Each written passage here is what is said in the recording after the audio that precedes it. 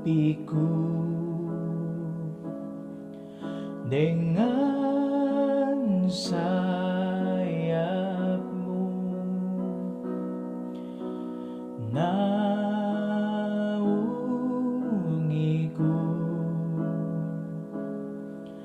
dengan kuasa-Mu di saat badai bergelora. Ku takkan terbang bersama-Mu,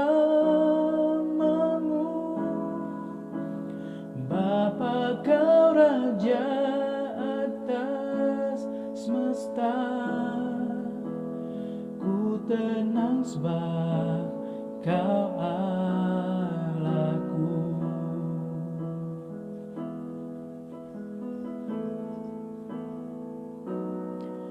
Jiwaku tenang dalam Kristus, lihat kuasa-Nya dalam keheningan. Di saat badai bergelora, ku akan terbang bersama-Mu, Bapa, Kau Raja atas semesta. Ku tenang sebab Kau Allahku. Di saat badai bergelora, ku akan terbang bersama-Mu, Bapa, Kau Raja atas semesta. Ku tenang sebab Kau Allahku. Ku tenang sebab Kau Allahku. Ku tenang sebab Kau Allahku.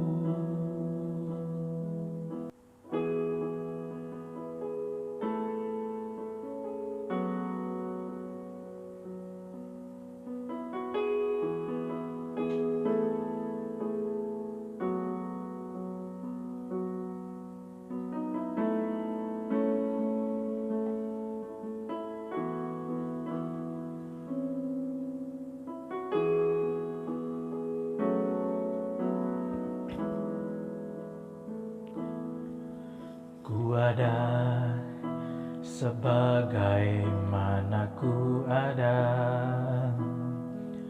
berdiri menghadap takhta-Mu Bapa. Semua karena anugerah-Mu yang tamatkanku. Ku hidup dalam segala kelimpahan, ku layak untuk melayani Tuhan. Semua karena anugerah-Mu tercurah bagiku. Besar anugerah-Mu, berlimpah kasih-Mu. Semakin hari semakin bertambah besar anugerah-Mu. Besar anugerah-Mu,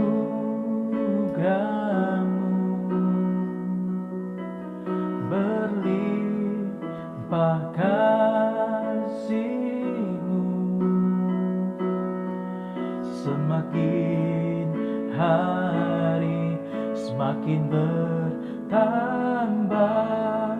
besar anugerahmu,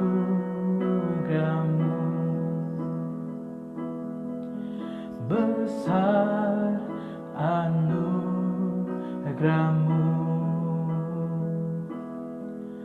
besar anugerahmu.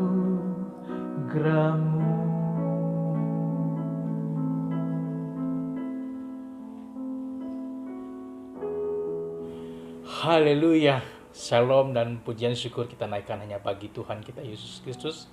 Pujian syukur kita naikkan hanya bagi Tuhan kita yang mulia, yang agung, yang ajaib. Jemaat Tuhan yang dikasihi, bersyukur kita kepada Tuhan karena memiliki kesempatan sekali lagi untuk kita sama merenungkan firman Tuhan. Dan sebelum kita melihat merenungkan firman Tuhan pada kali ini, terlebih dahulu kita datang kepada Tuhan dalam doa dan saya akan pimpin kita dalam doa. Bapa di surga, terima kasih Tuhan atas penyertaan-Mu pada saat ini. Sebentar kami akan merenungkan firman-Mu. Berkati setiap pribadi dan jemaat yang melihat dan merenungkan firman Tuhan bersama. Pada saat ini Tuhan, Kau memberkati kami dimanapun mereka berada. Pimpin kami, sertai kami dari awal hingga selesainya. Ini doa kami hanya dalam nama Yesus Kristus kami telah berdoa dan mengucap syukur. Amin. Jemaat Tuhan dikasihi, untuk kita memulakan bagian firman Tuhan kita pada saat ini, kita akan melihat satu bagian firman Tuhan. Dalam satu ayat firman Tuhan terdapat dalam Roma pasal yang ke-12 ayat yang ketiga.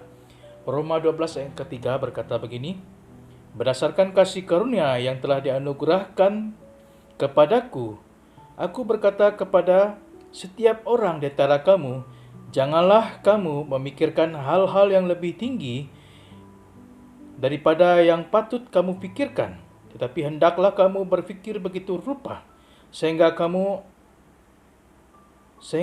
menguasai diri menurut ukuran iman yang dikaruniakan Allah kepada kamu masing-masing. Mengenai penguasaan diri. Jadi Bapak Ibu jemaat Tuhan yang dikasihi, melalui firman Tuhan yang sudah kita lihat baca pada saat ini, biarlah kita akan merenungkan firman Tuhan tentang satu perkataan yang saya ambil dari bagian ini, ayat ini, yaitu penguasaan diri yang benar. Jadi pokok renungan kita adalah penguasaan diri yang benar. Jadi melalui bagian firman Tuhan ini yang menyatakan bahwa kita harus menguasai diri kita dalam segala apapun.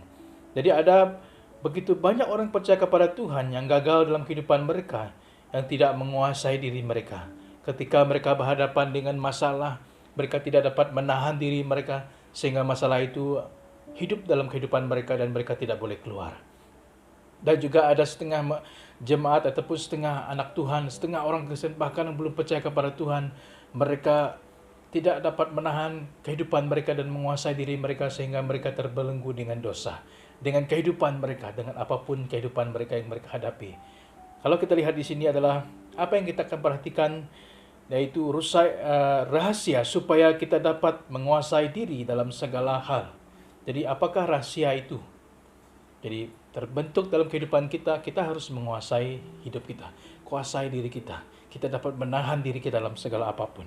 Jadi jemaat Tuhan dikasihi, kita akan belajar ada 3 perkara di sini. Yang pertama kita lihat yaitu menghargai setiap nasihat yang baik. Jadi untuk kita menguasai diri kita dalam penguasaan diri kita adalah harus menghargai setiap nasihat yang baik.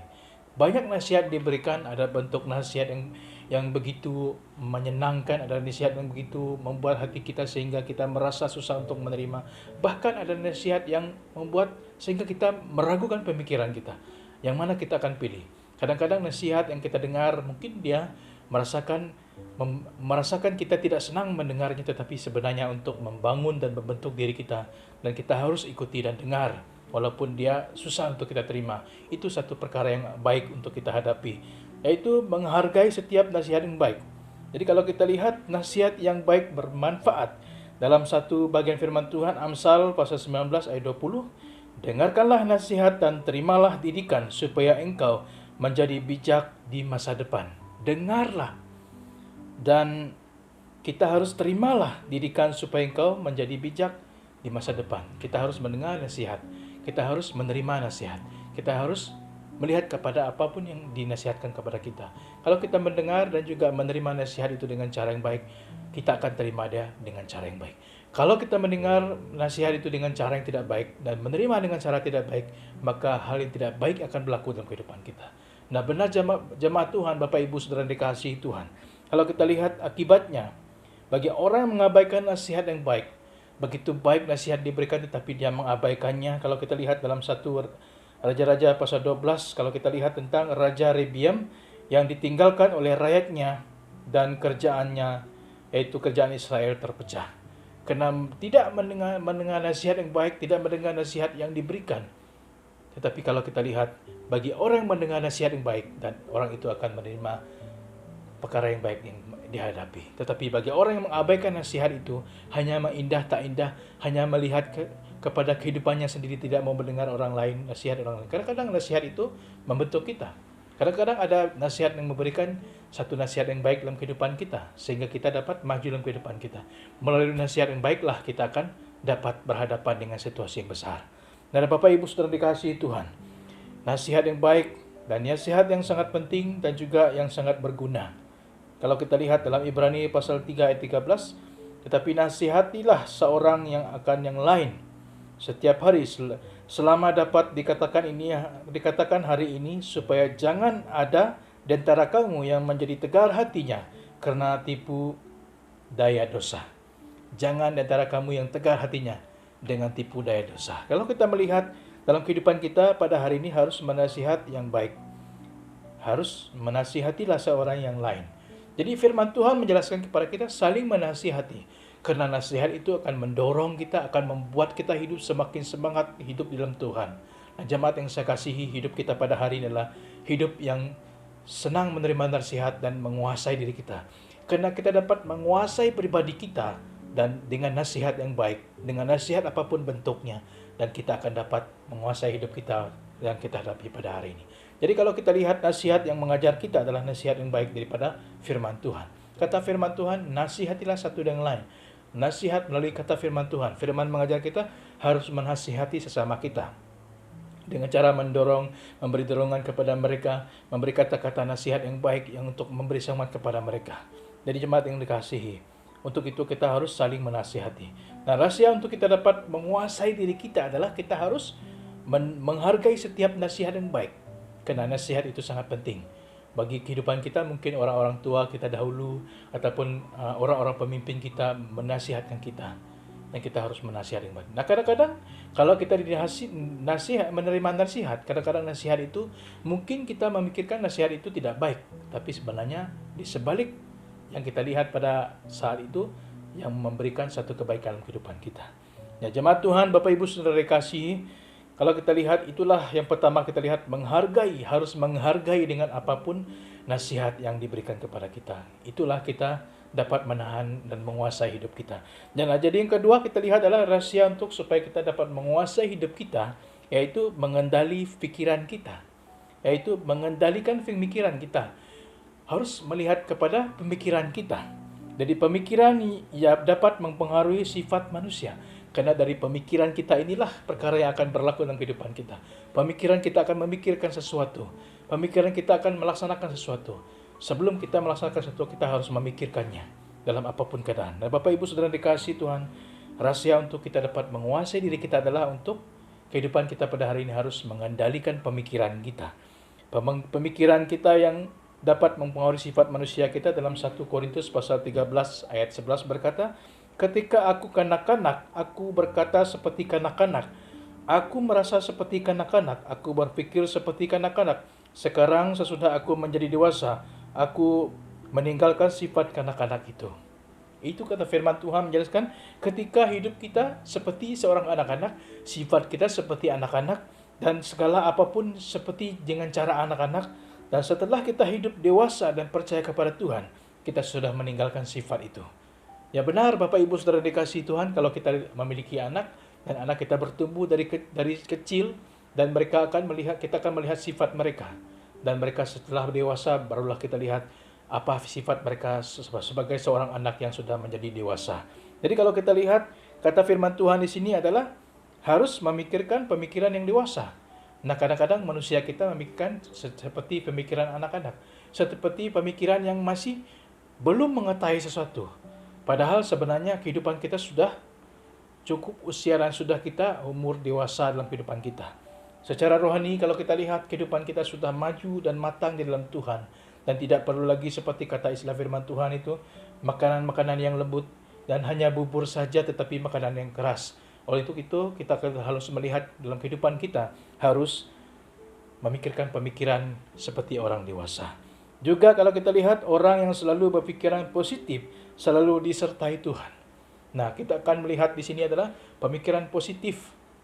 Harus memikirkan pemikiran positif. Karena pikiran positif ini akan membawa satu kita kepada hal yang baik dalam kehidupan kita. Sekiranya pemikiran positif itu timbul dalam pemikiran kita, maka apa yang kita pikirkan, apa yang kita lakukan, bahwa perkara itu akan dapat kita laksanakan dengan baik. Kalau pemikiran negatif timbul, kalau pemikiran yang tidak baik timbul secara negatif, dan perkara itu akan membuat diri kita rugi, membuat diri kita sehingga kita susah untuk melaksanakan tugas kita setiap hari. Bapak Ibu Saudara dikasihi Tuhan, marilah kita melihat di sini adalah untuk menguasai diri kita dalam kehidupan kita pada hari ini. Harus kendali, harus kita lihat dari posisi pemikiran kita. Memiliki pemikiran yang baik, memiliki pemikiran yang sentiasa hidup, pemikiran secara dewasa, dan juga pemikiran yang positif. Jadi kalau kita lihat dalam Filipi pasal 4 ayat 8-9, yang berkata, jadi akhirnya saudara-saudara, semua yang benar, semua yang mulia, semua yang adil, dan semua yang suci, semua yang manis, semua yang sedap didengar, dan semua yang disebut kebajikan dan patut dipuji, pikirkanlah semuanya itu. Kata firman Tuhan di sana, dan apa yang telah kamu pelajari, dan apa yang telah kamu terima, dan apa yang telah kamu dengar, dan apa yang telah kamu lihat padaku, lakukanlah itu, maka Allah sumber damai sejahtera akan menyertai kamu. Cukup jelas firman Tuhan ini, Bapak Ibu Saudara yang dikasihi Tuhan. Dikatakan untuk itu sebagai anak Tuhan, semua yang benar, semua yang adil, dan semua yang suci, semua yang manis, dan segala semua yang sudah dinyatakan dalam firman Tuhan ini adalah patut kita pelajari, patut kita terima, patut kita dengar, patut kita lihat, dan juga patut kita lakukan dalam kehidupan kita. Nah, Bapak Ibu Saudara dikasihi Tuhan, membicarakan tentang apa yang kita lakukan di sini adalah pemikiran secara positif. Apa yang kita pikirkan secara positif itu akan keluar dalam diri kita dan dapat menahan diri kita untuk melakukan yang baik bersama kita. Dan kalau kita lihat di sana dalam ayat itu, Allah sumber damai sejahtera, Allah sumber menyertai kita. Itu yang kita lihat. Rasanya untuk kita menguasai diri kita, yaitu mengendali pemikiran kita.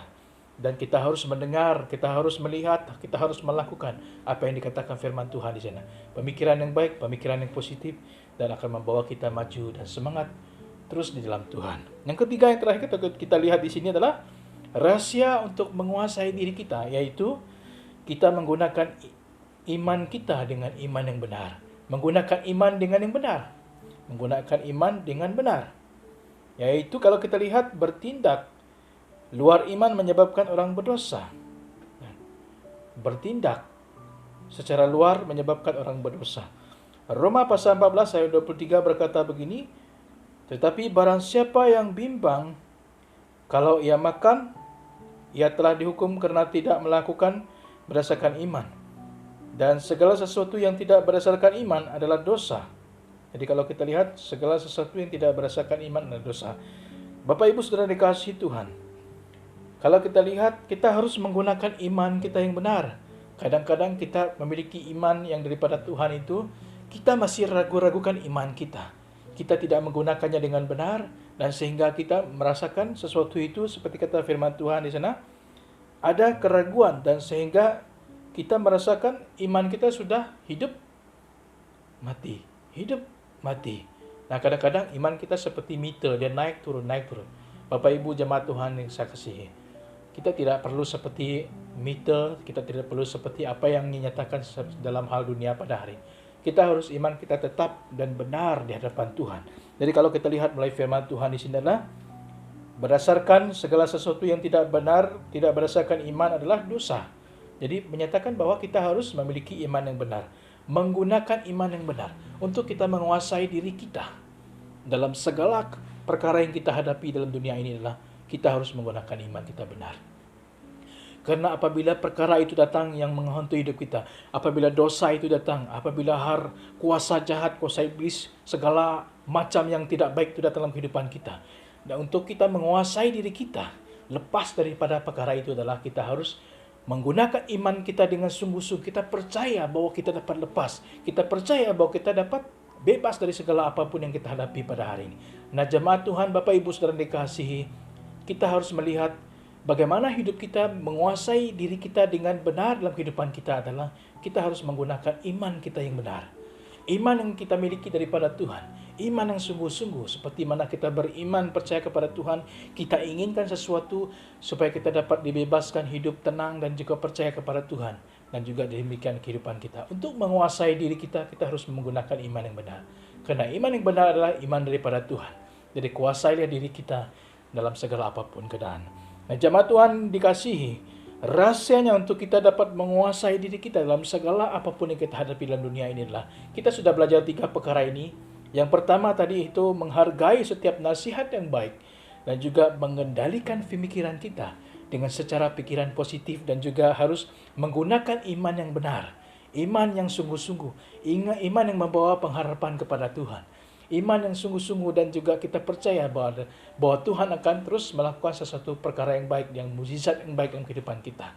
Nah, jemaat Tuhan yang dikasihi, sekali lagi saya katakan di sini adalah bahwa kita dapat menguasai diri kita. Kita dapat menahan diri kita dengan ikatan dunia, dengan belenggu dunia, dengan dosa dunia, dengan pengaruh dunia, dengan hal masalah pribadi kita, masalah keluarga kita, apapun keadaan. Dengan 3 perkara ini kita lihat bahwa menjelaskan bahwa kita harus dapat menguasai diri kita, menghargai nasihat yang baik, dan juga mengendali pemikiran kita dengan pemikiran yang positif, dan juga menggunakan iman yang benar di hadapan Tuhan. Maka kita akan diberkati. Maka semua yang kita lakukan itu adalah kita dapat menahan dan menguasai diri kita dengan baik. Kita dapat lepas dengan hal itu. Dan dengan segala perkara yang kita hadapi, tanpa penguasaan diri itu kita tidak dapat lepas. Oleh karena penguasaan diri itu menahan secara diri kita, melihat keadaan itu, maka kita akan dapat lepas. Kita lihat kehidupan kita di dunia pada hari ini. Secanggih, semoden dunia pada hari ini. Kalau kita tidak dapat menguasai diri dengan keadaan keliling kita, maka kita akan pengaruh. Maka kita akan jatuh dalam dosa dan terpengaruh dengan hal dunia. Untuk itu Bapak Ibu Saudara dikasihi, nasihat yang baik, pemikiran positif yang baik dengan secara pemikiran kita, dan juga dengan iman yang benar di hadapan Tuhan akan membawa hidup kita diberkati oleh Tuhan dan dipimpin oleh Tuhan dan disertai oleh Tuhan dalam kehidupan kita hari ini sampai selama-lamanya. Sekian firman Tuhan sampai di sini. Tuhan Yesus memberkati dan Tuhan menyertai kita semua.